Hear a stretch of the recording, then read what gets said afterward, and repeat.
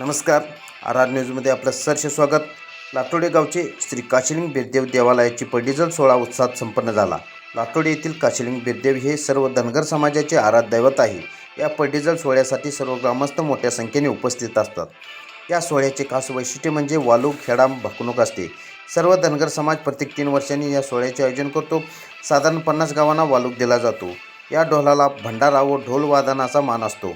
या सोहळ्यासाठी कोतळी येथील मंगेश्वर देवाची मानाची पालखी उपस्थित असते. रात्री 12 नंतर हा सोहळा वारणा नदीवर पोचतो. दुसऱ्या दिवशी सकाळी पालखी मिरवणूक काढली जाते. तसेच महाप्रसादाचेही आयोजन केले जाते.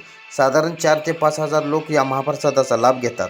सदरची माहिती धनगर समाजाचे अध्यक्ष श्री बाजीराव चोपडे व बिरदेव देवस्थान पडिजल सोहळा कमिटी लातोडे यांच्याकडून देण्यात आली. आर आर न्यूजसाठी लातोडेहून अमर वाघमारे.